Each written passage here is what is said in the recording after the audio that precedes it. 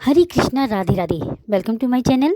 आशा करती हूँ आप अच्छी होंगी, स्वस्थ होंगी और मंगल में होंगे।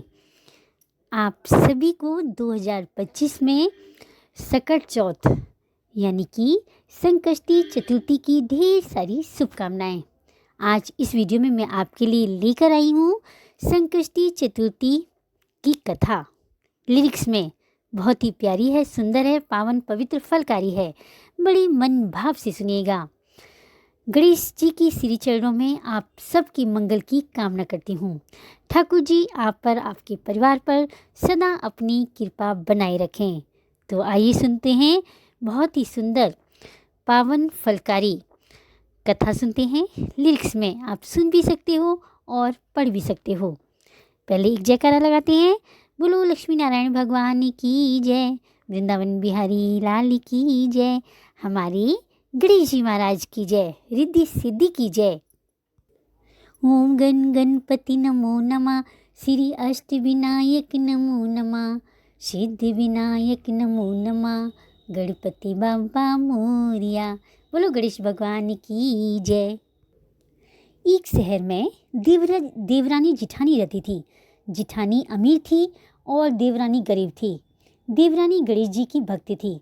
देवरानी का पति जंगल से लकड़ी काट कर बेचता था और अक्सर बीमार रहता था।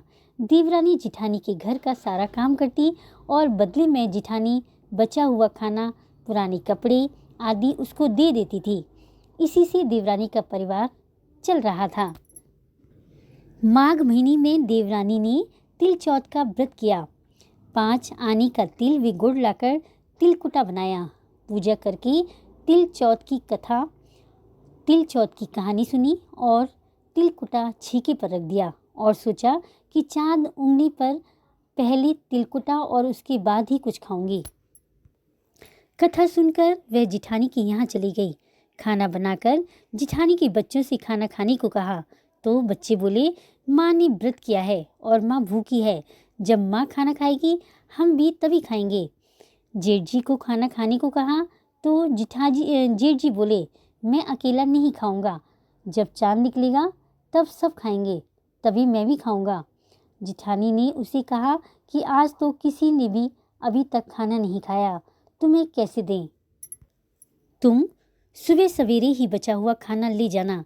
देवरानी के घर पर पति बच्चे सब आस लगाए बैठे हुए थे कि आज तो त्योहार है, इसलिए कुछ पकवान आदि खाने को मिलेगा। परंतु जब बच्चों को पता चला कि आज तो रोटी भी नहीं मिलेगी तो बच्चे रोने लगे। उसके पति को भी बहुत गुस्सा आया। कहने लगा, सारा दिन काम करके भी 2 रोटी नहीं ला सकती तो काम क्यों करती हो? पति ने गुस्से में आकर पत्नी को कपड़े धोवने से मारा। धोवना हाथ से छूट गया तो पाटे से मारा। वह बेचारी गणेश जी को याद करती हुई रोते रोते पानी पीकर सो गई। उस दिन गणेश जी देवरानी के सपने में आए और कहने लगे कि धोवनी मारी, पाटे मारी, सो रही है या जाग रही है? वह बोली, कुछ सो रही हूँ, कुछ जाग रही हूँ। गणेश जी बोले, भूख लगी है, कुछ खाने को दे। देवरानी बोली, क्या दूँ? मेरे घर में तो अन्न का एक दाना भी नहीं है। जिठानी बचा कुचा खाना देती थी, आज वह भी नहीं मिला। पूजा का बचा हुआ तिलकुटा छीके पर पड़ा है, वही खा लो। तिलकुटा खाने के बाद गणेश जी बोले, धोवनी मारी, पाटे मारी, निपटाई लगी है, कहाँ निपटे?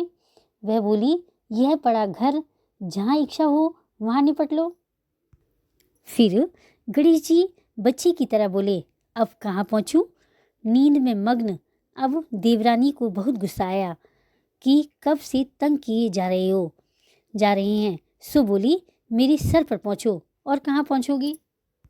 सुबह जब देवरानी उठी तो ये देखकर हैरान हो गई कि पूरा घर हीरे मोती से जगमगा रहा है। सिर पर जहाँ विनायक जी पहुँचनी कर गए थे वहाँ हीरे के टीके व बिंदी जगमगा रहे हैं। उस दिन देवरानी जिठानी के यहाँ काम करने नहीं गई। बड़ी देर तक राह देखने के बाद जिठानी ने बच्चों को देवरानी को बुलाने भेजा। जिठानी ने सोचा कल खाना नहीं दिया इसलिए शायद देवरानी बुरा मान गई है। बच्चे बुलाने गए और बोले, चाची चलो, माँ ने बुलाया है। सारा काम पड़ा है। देवरानी ने जवाब दिया। अब उसकी ज़रूरत नहीं है। घर में सब भरपूर है, गणेश जी की आशीष से। बच्चों ने घर जाकर माँ को बताया कि चाची का तो पूरा घर हीरे मोतियों से जगमगा रहा है। जिठानी दौड़ती हुई देवरानी के पास आई और पूछा, यह सब कैसे हुआ? कैसे? देवरानी ने उसके साथ जो हुआ वह सब कह डाला। घर लौटकर जिठानी अपने पति से कहा कि आप मुझे धोबने और पाटे से मारो। उसका पति बोला कि भली मानस, मैंने कभी तुम पर हाथ नहीं उठाया। मैं तुम्हें धोबने और पाटे से कैसे मार सकता हूँ? वह नहीं मानी और जिद करने लगी। मजबूरन पति को उसे मारना पड़ा। उसने ढेर सारा घी डालकर चूरमा बनाया और छीके पर रखकर सो गई। रात को चौथ विनायक जी सपने में आए और कहने लगे, भूख लगी है, क्या खाऊं? जिठानी ने कहा, हे गणेश जी महाराज, मेरी देवरानी के यहाँ तो आपने सूखा तिलकुटा खाया था। मैंने तो झड़ते घी का चूरमा बनाकर आपके लिए छीके पर रखा है। फल और मेवे भी रखे हैं, जो चाहें खा लीजिए। बाल स्वरूप गणेश जी बोले, अब निपटे कहाँ? जिठानी बोली, उसके यहाँ तो टूटी फूटी झोपड़ी थी, मेरे यहाँ तो कंचन के महल हैं, जहाँ चाहो निपटो। श्री गणेश जी ने पूछा, अब पहुँचूँ कहाँ? जिठानी बोली, मेरी ललाट पर बड़ी सी बिंदी लगाकर पहुँच लो। धन की भूखी जिठानी सुबह बहुत जल्दी उठ गई।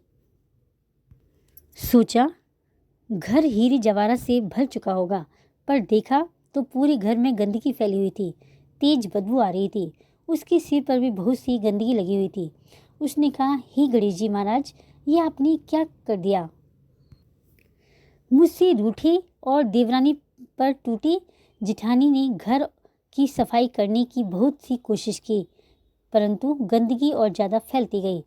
जिठानी के पति को मालूम चला तो वह भी बहुत गुस्सा हुआ और बोला, तेरे पास इतना सब कुछ था, फिर भी तेरा मन नहीं भरा?